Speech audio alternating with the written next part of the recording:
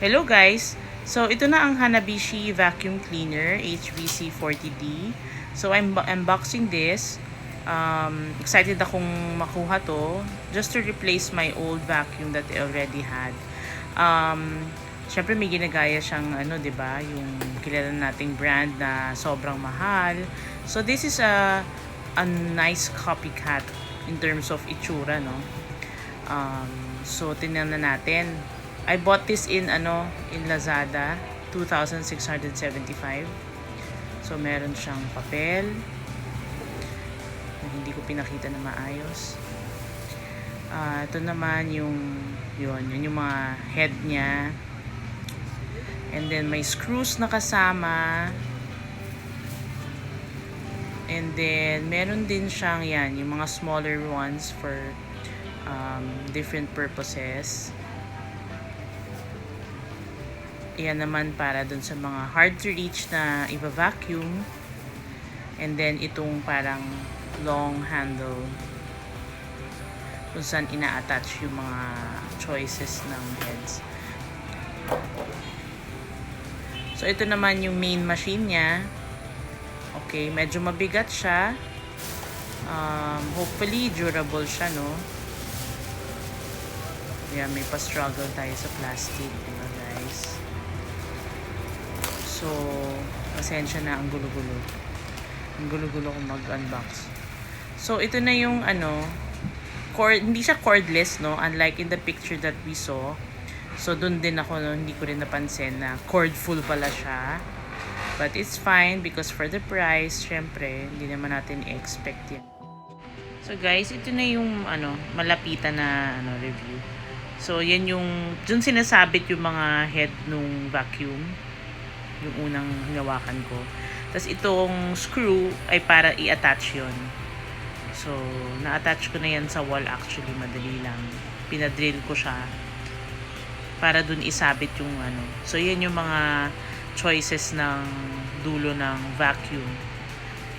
Okay. So, yan yung extension ng Pwede mo siyang i-extend. So, ipe-press down mo lang yan para malagay yung mga head. Tapos ito, mabigat siya guys Sana durable nga siya at effective sa pag-suck ng dumi tsaka ng mga alikabok at tsaka buhok ng aso. So we'll test it later. So let's build the vacuum na. Okay, so ito na siya.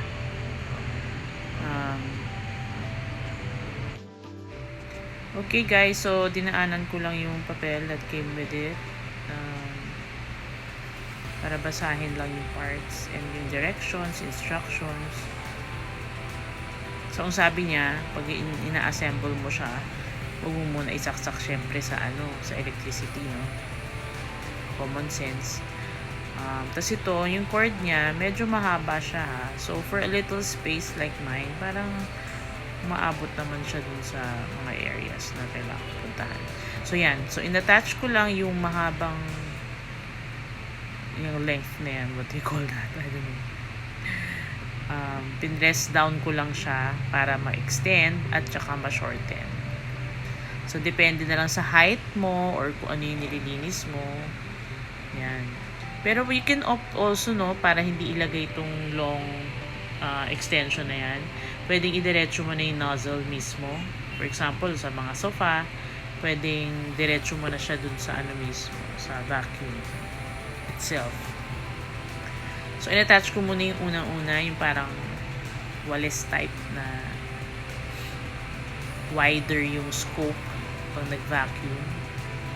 So, ganyan lang siya. In-attach ko lang. No screws or anything. In-attach lang. Okay naman. So, i-test na natin later guys kung okay ba yung suction niya. Kung pasable na ba sa atin yan. Okay, so I tried it sa isang floor dito sa bahay. Ayan dinaanan niya yun. Nawala. Ang mga maliliit na papel, gilid, okay naman. Tapos meron din akong vacuum. Tinry natin. Ayan, konting alikabok. Malayo pa lang, nasak na niya. So, interesting. Ito naman, ako ng mga papel. Let's see kung makuha. Pasok. Pwede. Mga kalat ng mga bata. ng mga papel. Mapupulot niya. Not bad. Ito, alikabok ng aso ko. Alikabok. Buhok. Sorry guys. Gulo-gulo na. So, meron naman, tinry ko siya sa buhok, no? Ginather ko lang yung mga buhok na nakita ko sa kama. Problema natin lagi to. So, hindi ko na in-attach yung nozzle, pero, ayan. Kuhang-kuha naman siya, guys. Oh, diba? So, pwede na siya. So, you can attach diretso yung nozzle na ano. Oh, pati nga yung balot ng chips. Nakuha din niya. Ganyang kadami. Naglinis na ako ng bahay kanina. So, guys, effective siya, ha? Okay siya. For me. So, ang review ko lang sa Hanabishi HVC 40D. Approved siya sa akin for the suction. 4 stars. Sa weight niya, medyo mabigat siya ng konti. So, medyo nakakapagod lang. But, it satisfies naman yung cleaning. So, for that, 3.5. But basically, for an affordable appliance na matutulungan sa bahay, approve ako dito. Because it helps you a lot. And wala nang walis-walis. Thank you for watching. Please like and subscribe.